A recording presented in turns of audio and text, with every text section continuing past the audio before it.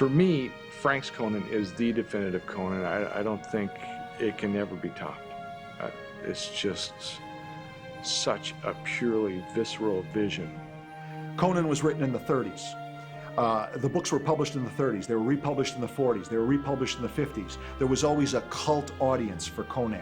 And then Frazetta publishes a series of paperback covers in the 60s. All of a sudden, millions of copies of a paperback book sell for the first time in history.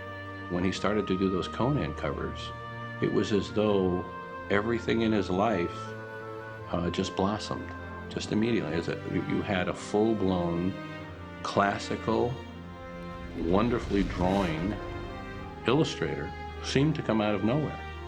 I read a lot of different R.E. Howard. I read Bran McMorn and Cull, as well as Conan. And, you know, I'd sort of pick him by the Frazetta cover. Roy Thomas sent me a batch of the paperbacks, and I saw these Frazetta paintings. That's the first time I was exposed to his stuff, and I was floored. That's it. He was the ultimate Conan painter. This is symbolic of death, you know, it's always somebody dying. So you don't see anybody dead there. Over there, he's been creating man, you know, he's doing his job. And he's killed a few guys, and he's about to kill a few guys. Well, we always want to get the kind of the mood and the lighting and the feel of those things. And there's a couple of scenes that are just absolutely dedicated in the movie to Frazetta. The scene we call the orgy chamber, when Conan comes back to get revenge. And that whole scene is done as much like Frazetta as it can be. It's, you know, from Thulsa-Doom turning into a snake with a princess laying next to him, to the girl chained to the pillar. The whole fight that takes place.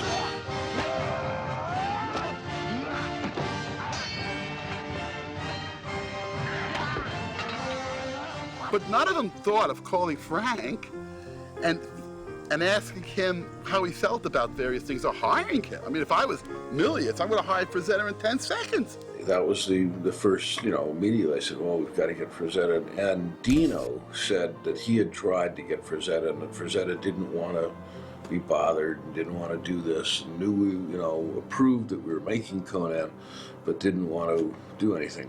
Every time that we tried to do anything of approaching Frazetta, it was sort of stopped by Dino. I've never seen ferocity painted so well as in Conan in the Red Cape.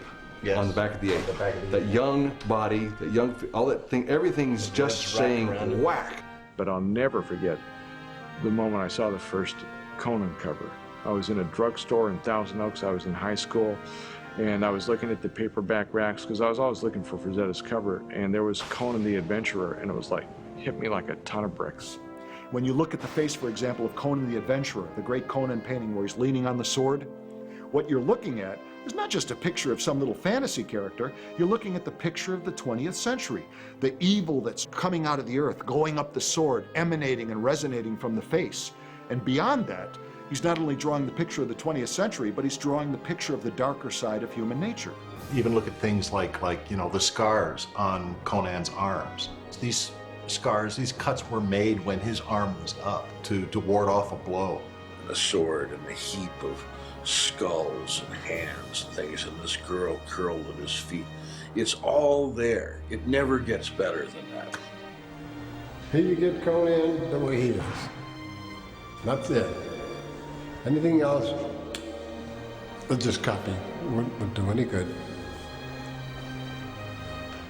I'm sure you've seen a few of those around.